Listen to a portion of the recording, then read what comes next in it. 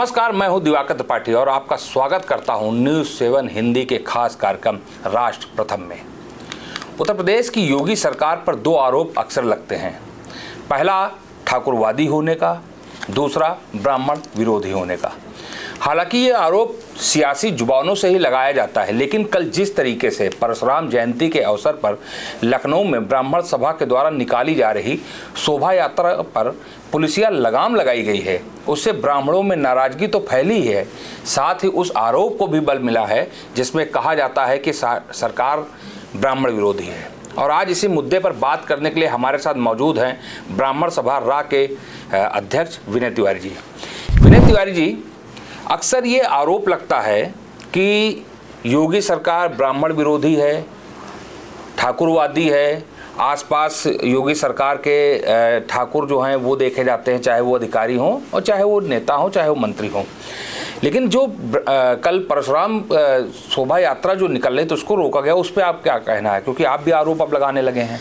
देखिए, जैसा कि आपने कहा कि लगते आए हैं, माननीय उत्तर प्रदेश के सूबे के मुख्यमंत्री जी के ऊपर जब से ये इस गद्दी पे बैठे, सबसे पहले इन्होंने काम क्या किया? ब्राह्मण विरोधी कृत्य। आखिर क्यों हम कहते हैं कि ब्राह्मण विरोधी हैं? उसका सबसे बड़ा कारण ये है कि जब ये 19 मार्च 2017 में इन्होंने शपथ ग्रहण किया, ये उत्तर प्रदेश के सूबे के मुख्यमंत्री बने। अप्रैल में भगवान श्री परशुराम जी की शोभा यात्रा थी। इन्होंने महापुरुष बताते हुए सबसे पहले इन्होंने क्या किया? छुट्टी रद्द कर दी। उसके बाद ब्राह्मण शिरोमणि कहे जाने वाले हमारे पूर्वांचल उत्तर प्रदेश के माननीय स्वर्गीय पंडित हरशंकर तिवारी जी के परिवार पर, हाथे पर इन्होंने छापा डलवा दिया।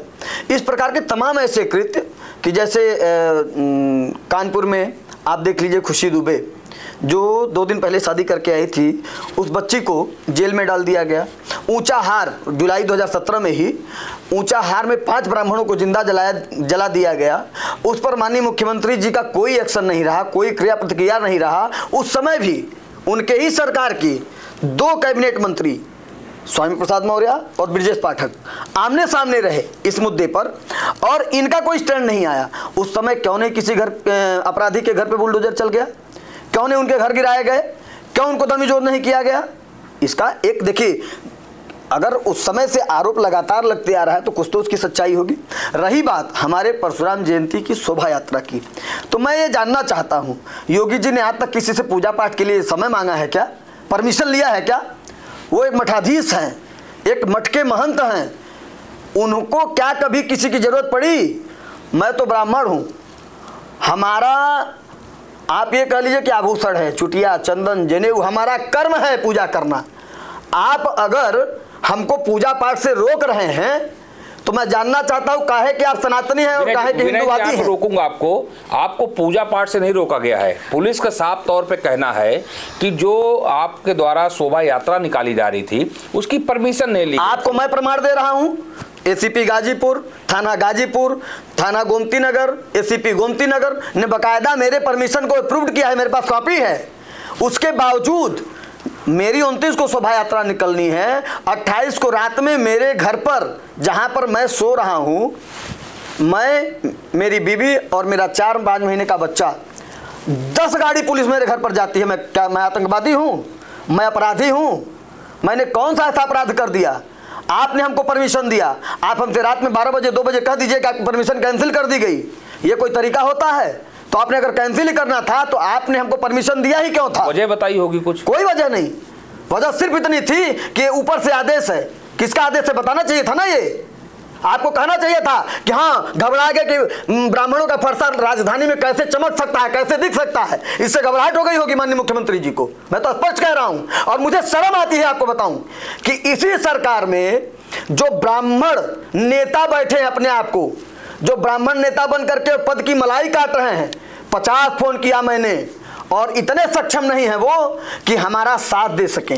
यही कारण है कि मैं स्पष्ट मैसेज मैंने डाला है, आप लोग कहेंगे हम दिखा देंगे समय आने पर, कि मैं किसी का दरबारी नहीं हूं, न मैं दरबार करने आया हूं। और मेरा स्पष्ट है कि जो ब्राह्मण हित की बात करेगा वही उत्तर प्रदेश पर राज करेगा, देश पर राज करेगा, उसी से भविष्य में मेरा साथ रहेगा। आप ब्राह्मण विरोधी होने का आरोप लगा रहे सीधे मुख्यमंत्री पे। बिल्कुल लगा रहा हूं, ये सत्य है। अगर नहीं है तो माननीय मुख्यमंत्री जी संज्ञान में लें, कार्रवाई करें, लेकिन अवगत कराएं ब्राह्मणों को। जैसा कि शुरुआत में कहा कि जब मुख्यमंत्री बने 2017 में, उसके बाद पूर्वांचल के जो एक बड़े चेहरे माने जाते थे, बड़े माफिया भी माने जाते थे, बड़े राजनेता भी माने जाते थे, हरशंकर तिवारी जी जो अब स्वर्गीय हो चुके हैं, उनके हाथे पे छापा डलवाया। क्या लगता है कि हरशंकर तिवारी बहुत स्वच्छ छवि के थे इसलिए कहा जाता है, या फिर दूसरा ये भी चीज़ बाहर निकल के आई है कि वो कोई राजनीति नहीं थी, वो कोई ब्राह्मण विरोधी वाला मामला नहीं था, उनकी पुरानी अदावत थी। आप एक बात बताइए मटकी और नहीं, मैं बिल्कुल आपकी बात से एग्री करता हूं। अब चलिए, आपने कहा कि वो माफिया, आपने कहा कि आपको पता भी है उस समय 2017 में आप समाचार पत्र और न्यूज चैनल पे आप लोगों के पास हमसे ज़्यादा डाटा होता है। जिस अपराधी को पकड़ने के लिए 2017 में उस हाथा पर छापा मारा गया था, आप ये पता कर लीजिए कि वो अपराधी पहले से ही 2 महीने पहले से ही बलिया के जेल में बंद था। तो क्या इनका तंत्र फेल है? स्वीकार करते हैं इस चीज को, ये मानते हैं कि इन्होंने कहीं ना कहीं द्वेष भावना से किया था। गोरखपुर में एक पत्ता नहीं हिलता है, गोरखपुर में एक पत्ता बिना इनकी मर्जी के नहीं हिलता। देखिए आपने आज मैं बोल रहा हूँ, मैं आपको बता दूं, सुनिए, मैं त्रिपाठी जी मैं आपको बता दूं, हो सकता है मैं बोल रहा हूँ मेरे पर भी कोई कार्रवाई लोग करते हैं, लेकिन मुझे फर्क नहीं पड़ता है, सत्य बोलने से नहीं रोक सकते हैं। सच बोल रहा हूं और बोलूंगा। ना मैं समाजवादी पार्टी का हूं, ना मैं बसपा का हूं, ना मैं कांग्रेस का हूं, और ना ही मैं भाजपा का हूं। मैंने किसी की सदस्यता नहीं ली है। और जब तक मैं ब्राह्मण महासभा रा की युवा शाखा के प्रदेश अध्यक्ष पद पर हूं, मैं किसी राजनीतिक पार्टी की सदस्यता भी नहीं।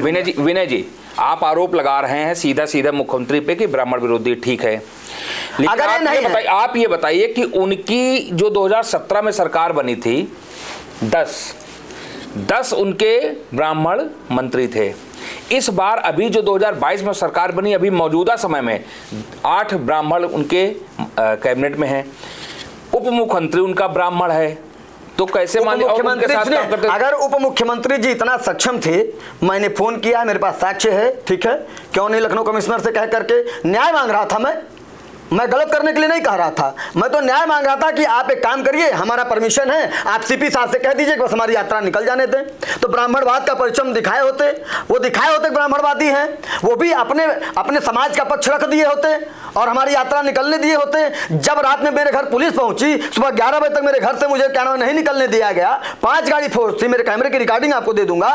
आप बताइए कि मैं कौन सा अपराध कर दिया भाई? मैं एसटी सीटर हूँ, मैंने कौन सा अपराध किया? मैं आतंकवादी हूं कि मेरे घर पर इतनी पुलिस फोर्स भेज दी गई, मुझे घर से नहीं निकलने दिया गया? और कहना चाहूंगा, और रही बात, आप माफिया भी करते हैं तो ब्रजेश सिंह क्या सन्यासी हैं?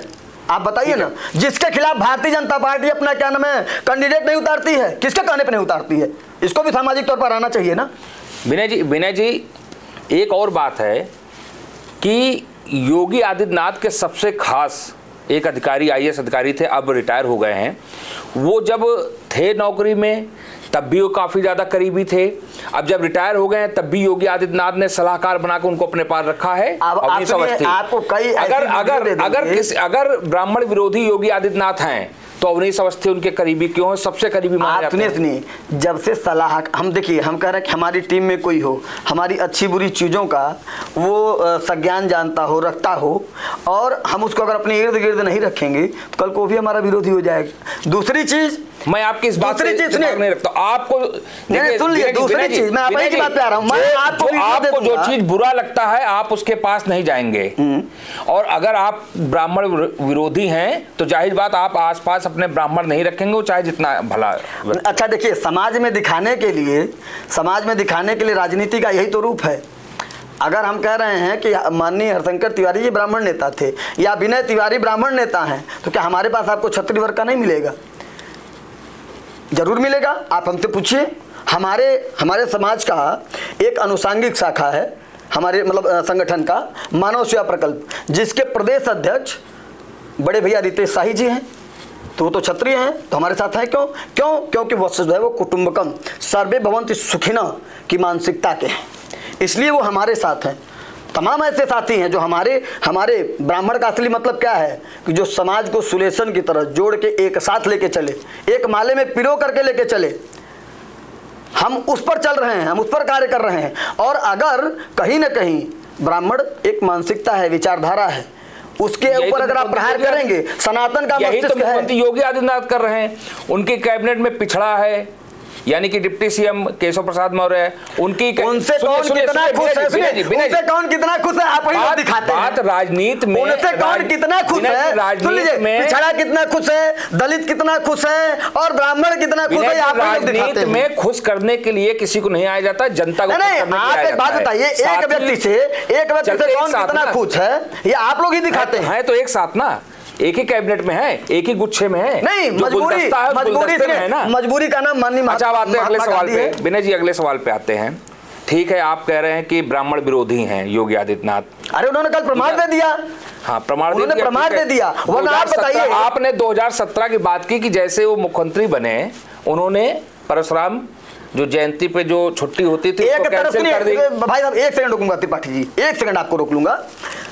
वो अपने आईडी से पोस्ट भी करते हैं कि भगवान परशुराम की जन्मोत्सव की प्रदेश और देशवासियों को हार्दिक बधाई, शुभकामनाएं। और एक तरफ आप महापुरुष बता करके आप छुट्टी रद्द कर देते हो, तो ये तो आपका दो चेहरा है ना, एक चेहरा तो हो ही नहीं सकता। ठीक है, तो उसी सवाल पे पहले आप ही डिसाइड हो लीजिए कि महापुरुष हैं कि उसी पर मैं आ रहा हूं विनय जी, उसी पे मैं आ रहा हूं। 2017 में बनते ही आपका ये आरोप है कि उन्होंने ब्राह्मण विरोधी होने का अपना दे दिया कि मैं ब्राह्मण विरोधी हूँ, परशुराम जयंती पे जो छुट्टी होती कैंसिल कर दिया। 2017 में वो मुख्यमंत्री बने, उसके बाद लगातार आप लोगों के कहना है कि वो ब्राह्मण विरोधी कार्य करते रहे। लेकिन 2019 के अगर हम लोकसभा चुनाव में आते हैं तो 2019 के लोकसभा चुनाव में भारी तादाद में तकरीबन 89% वोट ब्राह्मणों का गया बीजेपी को उत्तर प्रदेश में। 2022 के हम चुनाव में आते हैं तो 52 ब्राह्मण जो हैं वो बीजेपी से जीत के आते हैं और 75% वोट 2024 में ब्राह्मणों को मिलता है। तो जाहिर बात है, अगर ब्राह्मण नाराज हैं तो इतना डिक्टेंशन में कैसे दे रहे हैं बीजेपी वोट और योगी को वोट? जी, जवाब आपके ही प्रश्न में है। आपने कहा 19 में कितने थे, 89, 22 में कितने हुए, 75, 24 का भी डाटा बताइए ना। आखिर 24 में क्यों ये गए, इनको लेके गया कौन उस रसातल में? और अगर अभी नहीं सुधरे तो 27 में देखिएगा जो इन्होंने कल कृत्य किया है, अपनी ताबूत की आखिरी कील को। लेकिन कन्नौज में शोभा यात्रा निकाली गई, कानपुर में शोभा यात्रा निकाली गई, वहां तो नहीं रोक लगी। अरे तो राजधानी है ना पूरे प्रदेश। कन्नौज में आप बताइए, कन्नौज में ऐसा तो नहीं कि आपसे कोई पर्सनली कोई अदावत है? नहीं, हमारा पर्सनली किसी से नहीं है, हमारी पर्सनली अदावत किसी से नहीं है। हमारा तो एक रिक्शे वाले से भी प्रेम व्यवहार है। हमने कहा ना कि मैं अपराधी तो हूं नहीं, ना मैं हिस्ट्री सीटर हूं। अच्छा, ठीक है, ना मैं गैंगस्टर मेरे ऊपर लगा है। डिक्टेंशन में तो मिल रहा है ना बीजेपी को, योगी को। 24 में मिला, 27 में भी मिल जाएगा। 24 में भी 75% मिला था, 75% मिलता, 12 जिले सीटें आती ही नहीं। देखिए बताएं, उत्तर प्रदेश में विनय जी 12 से 14% ब्राह्मण है, 18%, जो बहुत, ये 2011 की गणना है। नहीं, मैं करंट की बता 18.5% है, बहुत ज्यादा मानी जाती है। 135 से 40 विधानसभाएं ब्राह्मण बाहुल्य है, उसका डाटा है हमारे पास, उसका डाटा है। तो अगर 135 से 140 आपके पास डाटा है कि ब्राह्मणों की विधानसभाएं अगर ब्राह्मण चाहे तो जिता सकते हैं। बिल्कुल बिल्कुल बिल्कुल। तो क्यों नहीं बीजेपी को हरा पा रहे हैं? हराएंगे 27 में। अगर यही कृत्य रहा, अगर यही कृत्य रहा, अगर यही कृत्य रहा, हरा पाए। नहीं 2022 में आप नहीं हरा पाए, 24 में हमने दिखाया, हम शांत हो गए, शांत होने का असर दिख गया। तो अगर हम कहीं अगेंस्ट में आएंगे तो उसका भी असर दिख जाएगा। 12 जिले ऐसे हैं तिवारी जी जिनमें 15% से ज्यादा ब्राह्मण वोट जो हैं वो दखल रखते हैं। तो 12 जिले में अगर 5 विधानसभा हर जिले में देख ली जाए तो 60 विधानसभा हो जाती हैं और 12 लोकसभा होती हैं। क्यों नहीं ब्राह्मण बीजेपी को गिरा रहा है? अगर ब्राह्मण नहीं गिराया तो 24 का, आपने 22 तक का जिक्र किया, 24 का भी करिए ना कि आखिर ये इस तरीके से रसातल में क्यों गए। लेकिन ब्राह्मणों का इन्होंने 75% मिला। ये सबको जमींदोज करते हैं। 27 में आप भी यही हैं, मैं भी यही हूं। अगर अपने कृत्य ये लोग नहीं सुधारे, अगर ये अपने कृत्य नहीं सुधारे, मेरे इस क्लिप को याद रखिएगा, 27 में इनको जाने से अगर कोई रोक लिया, दोबारा मैं किसी न्यूज चैनल पे बैठ के अपना कोई स्टेटमेंट नहीं दूंगा, ना मैं कभी बैठूंगा, मैं पद भी छोड़ दूंगा। तो आप ये न्यूज़ 7 हिंदी के खास कार्यक्रम में ये चीज कह रहे हैं कि अगर 2027 दावे के साथ कह रहा हूं कि अगर ये अपने कृत्य को नहीं सुधारे, अगर ये कृत्य नहीं सुधारे, अपनी मानसिकता को नहीं सही की, तो विनय तिवारी 27 में अगर ये नहीं चले गए तो मैं अपना पद छोड़ दूंगा, दोबारा किसी चैनल पर मैं बैठ करके कोई बहस नहीं करूंगा। चलिए विनय जी, समय की थोड़ा कमी है, वरना आपसे इस बात पे चर्चा करने में काफ़ी ज़्यादा मज़ा आ रहा था और कई जानकारियाँ भी मिल रही थी। लेकिन फिलहाल विनय तिवारी जी का, या फिर कहें कि जो ब्राह्मण महासभा रहा है उसके युवा के जो प्रदेश अध्यक्ष, उनका साफ तौर पे कहना है कि कल जिस तरीके से उनकी शोभा यात्रा को, भगवान परशुराम की शोभा यात्रा को रोका गया है, परमिशन दी जाती है, उसके बाद एक दिन पहले ही रात में पुलिस पहुंच जाती है और शोभा यात्रा नहीं होने देती है, झड़प भी होती है, तो उसको लेके उनका साफ तौर पे उद्गार है, उनके अंदर गुस्सा है और उनका साफ तौर पे कहना है कि ये दर्शाता है कि योगी सरकार जो है वो ब्राह्मण के विरोधी है। फिलहाल अब इस खबर में इतना ही, और देश दुनिया की तमाम खबरों को देखने के लिए आप बने रहिए न्यूज़ 7 हिंदी के साथ। और मुझे दीजिए इजाज़त, नमस्कार।